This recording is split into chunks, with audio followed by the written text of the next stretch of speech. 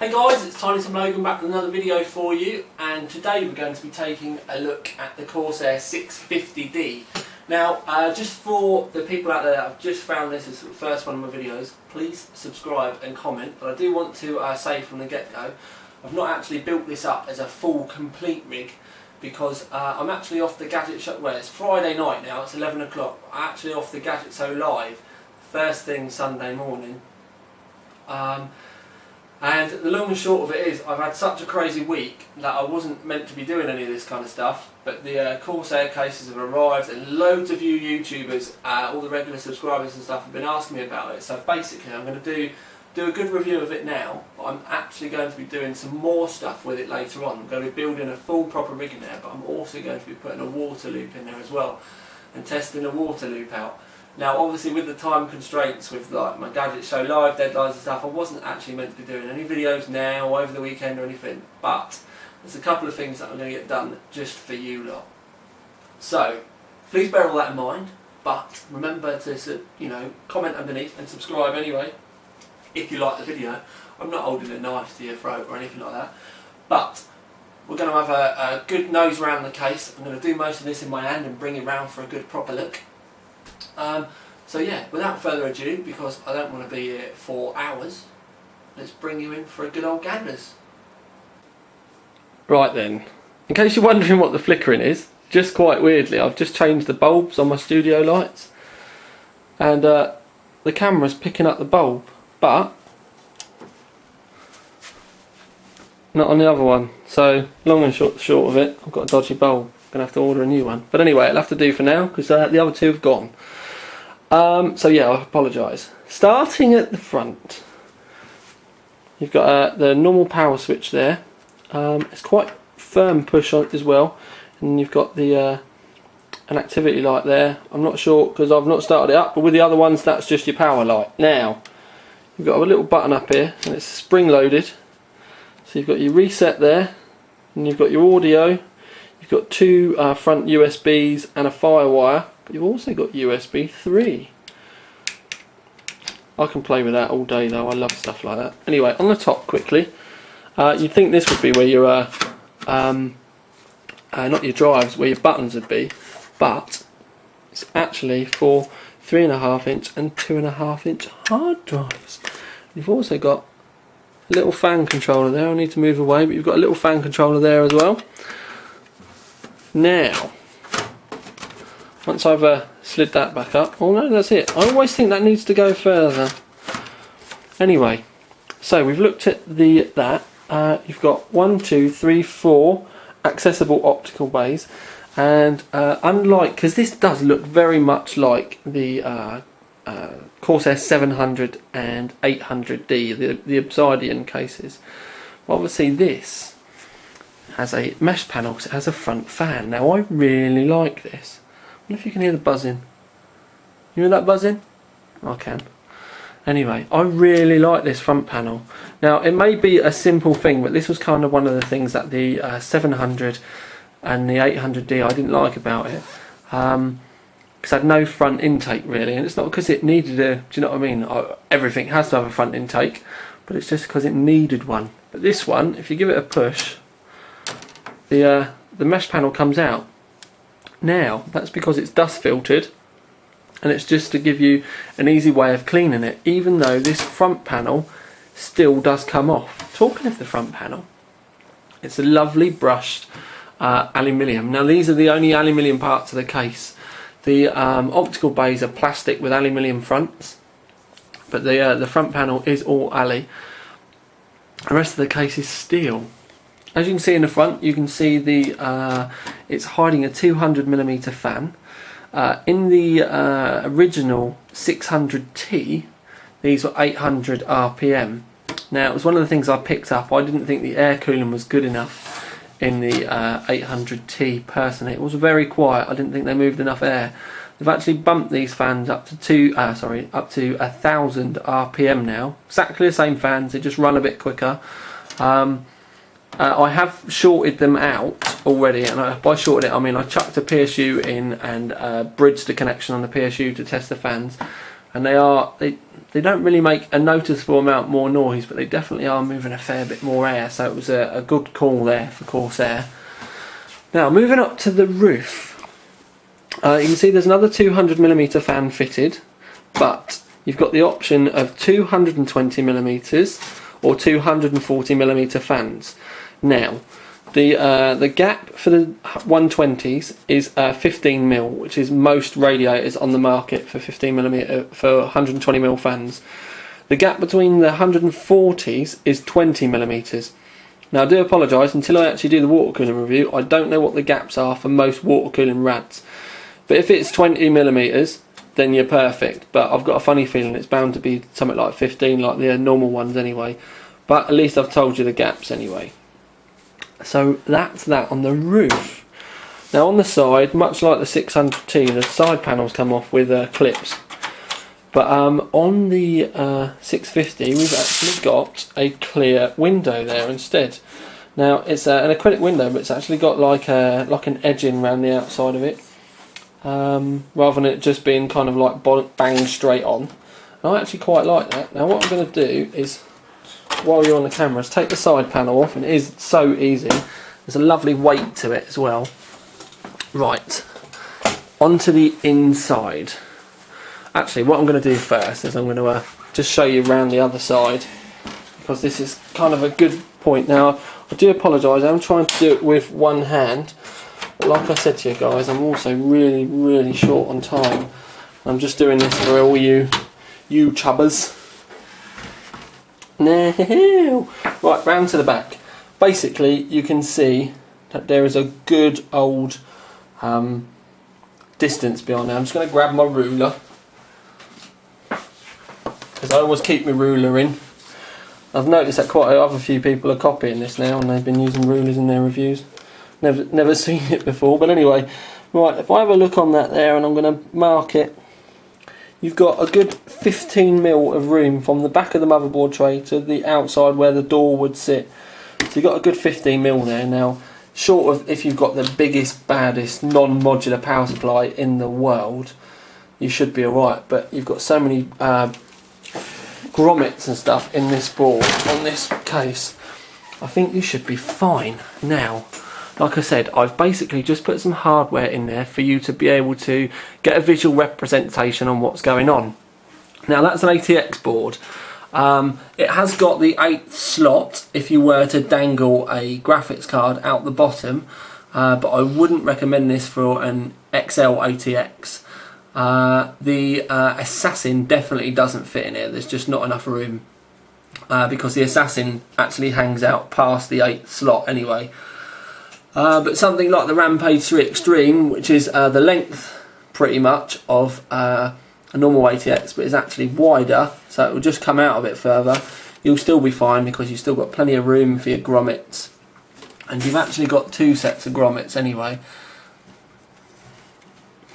But then you've also got a double set of grommets at the bottom, depending on where your cables are coming out for your power supply. You've still got a good slot up the top to put your rear fan cable through, or your 8-pin power, so that's pretty hoofing. But you've also got a big cutout right the way across the top as well. Now this would be really good for water cooling radiator fan cables, or for kind of hiding this massive cables with the case through, because obviously you've got all the USB 3 and everything for the front panel there.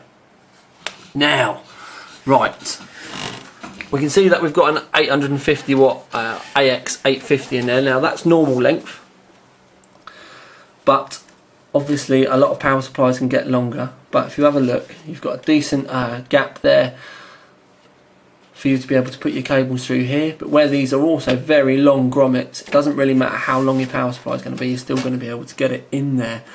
And also we've got this mount here. I've not fitted it because I wanted to show you. There are lots of threads here, so you can move this up and down to support the end of your power supply. Now it doesn't really need it, but it's just something so you can get it in there and lock it into place, and it's not going to go anywhere. Now, as with the 600T, this set of hard drive mounts can be just the top removed, or you can take all of them out, and you can take both sets out, or you can have one of take the top ones out there, and then you can mount them here as well. So you've pretty much got, like, you know, hard drives there, you can have both sets there, just one set at the bottom, and that really is just to be able to give you whatever you decide is best options for the airflow for the front fan. Now, generally, when you can be able to take your hard drives out like that, and I'm just kind of off camera, I'm just kind of showing you now, the reason why they do that is so that you can get graphics cards in. Now, that's a 6990, and you can see that you've still got a good 2.5 inches of room there at the end, but you know, before it even gets anywhere near these hard drive cages. Now, the hard drive cages, just in case you've never seen the 600T videos, are toolless. They just clip in, they just slide in, it's all lovely. You've got loads of room around the back for you to be able to get your cables all tidy and everything like that, so your cables are completely out of shot. And all the cables are behind the tray as well, so it's all lovely. But like I said, if you have a look at the graphics card in there, you've got an awful lot of room. Now, that's a 6990, so that's the longest card that AMD have got on the market at the moment. But just for the sake of argument, and that's not going right up to the end either, because obviously I can't because of the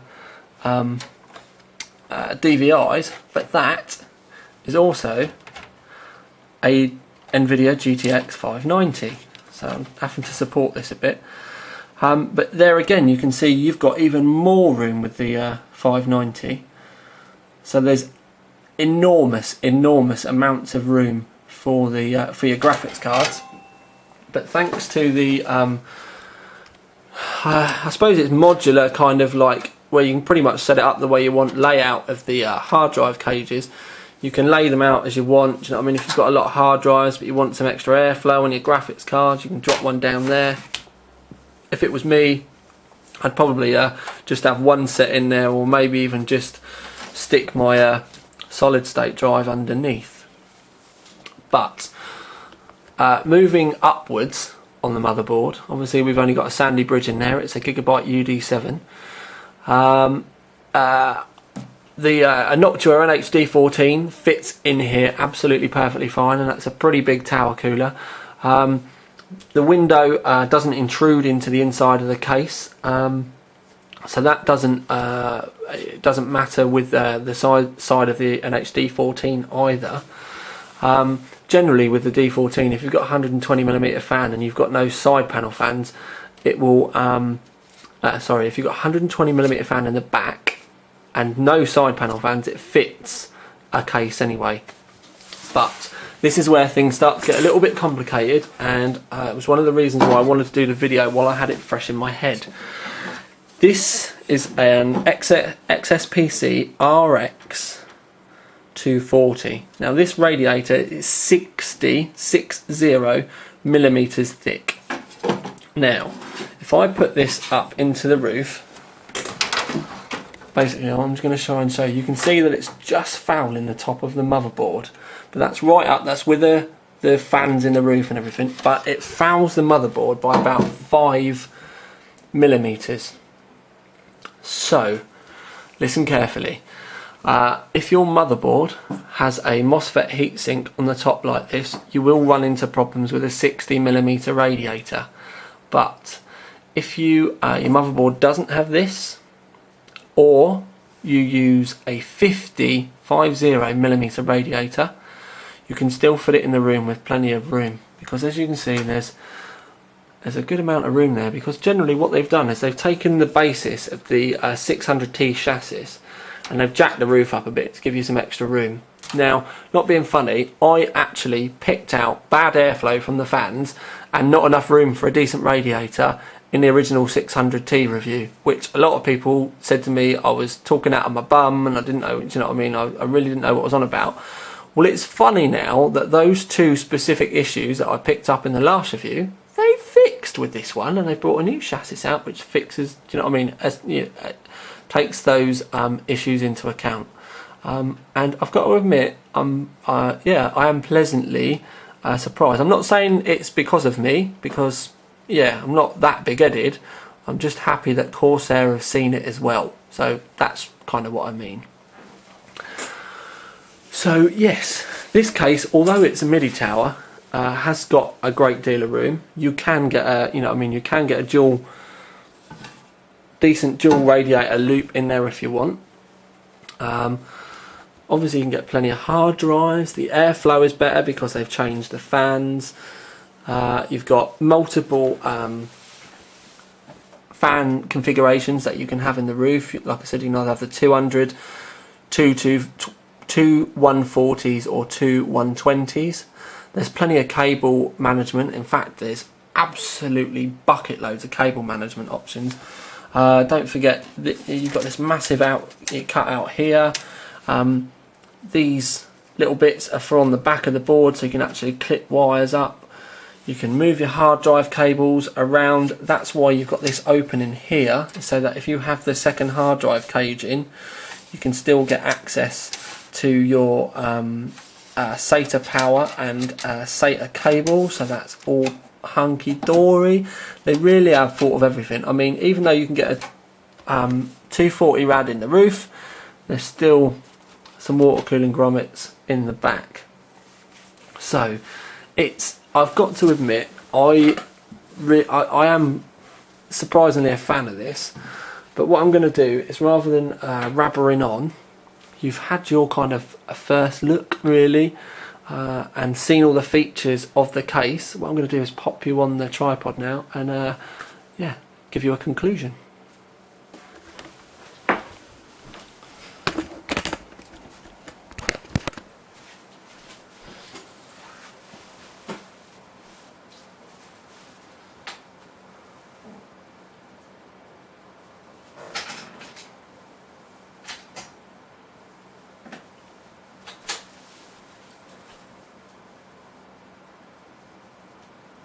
Right then, guys, I apologise for, kind of like not necessarily doing it quick, but not being able to do what I would normally prefer to do with a high quality case like this.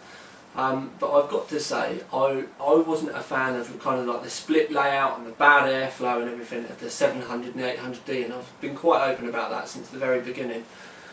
But what Corsair have done with the 650 is taken the kind of 600T internals, or bits of it, given it a bit of a jack on the roof, changed the front so it's now, it really does look like a part of the Obsidian family, hence the D. So it's got the kind of Obsidian looks, but I really do like that bit of mesh there and the fact that we've actually got airflow. So pretty much what they've done is they've taken it's almost like a love child of a 700D and a 600T, and you've kind of got the best of both worlds, especially where, like I said, you've got a 240 rad support, you've got the Obsidian looks, but you've got the really good layout and airflow of the 600T, because I was a big fan of the layout previously. And also, because I did give the 600T a bit of a bashing, because I wasn't a fan of the fans. They were trying to say it was water cooling compatible, and there really wasn't a great deal of room in the roof to be able to do anything with it. But now we've got a good solid 50mm rad will fit in there perfectly fine with fans, and you can get a 60mm rad in there as well. 60mm rad, depending on your motherboard. It shouldn't you shouldn't have any problems with your RAM, but that heats, if you've got a MOSFET heatsink, you've really got to kind of have a look at your kit and kind of weigh it up. So all I'm trying to do is give you as much information as possible, so that if you're thinking about buying this and going water or anything like that, you've got everything there to think about. Obviously graphics cards are not a problem. You can change all the hard drive cages around. It pretty much ticks every box. And I've got to admit, this is one of the few Corsair cases I've had of late, or for a long time, or ever, that I've liked. And liked to the point that I could actually see myself using it. Now, yeah, so that's pretty much, you know, I am thinking about me using it. I could see this being a brilliant case for a beginner's build for water cooling. You could get yourself a basic 240mm kit just to cool your CPU, and you'd be laughing. It could be a stonking little case. But also, like I said, remember to subscribe and comment if it's one of the first videos you've seen of mine. Please take a look at my other ones, because sometimes they're a bit more wacky, sometimes we go on for hours talking about stuff. But I will say now that I am going to be I'm going to be building a water cooling loop in this, because I've got to test the RX 240 that's here in amongst another kit. And also I've got a white 600T just sat outside there. Now, there's a funny story about a 600T, but I am going to cover that when I do the video. But yeah, Corsair has sent me another one, so ooh. But yes, award for this. To be perfectly honest with you, for the case, the price, and talking about the price, yeah. Talking about the price, it's 140 quid. That was wicked edited, wasn't it? You never knew. Yeah, 140 quid. And to be perfectly honest with you, for a mid-tower, that is a lot of money. But, like I said, it's got decent 240, rad support, good layout, good looks. It's well built. It's got a window in it as well. And actually, the window gives it a bit more. It's a bit more rigid than the 600T side panel, which was a bit flexible. I like this a lot. Good cable management. Literally, it will do everything that you want. So if you can stretch a bit further for your mid-tower case, I think this would be a great little case for you to build many rigs in. So yeah, it's a bit of a weird one. I've got a smile on my face, and it's a Corsair case. This is one for the diary. Now, award-wise, I'd like to say gold, because it does a lot, but it's slightly more expensive than we'd like for a kind of mid-tower. You can get full towers for this money. So it's either a rusty gold or a polished silver.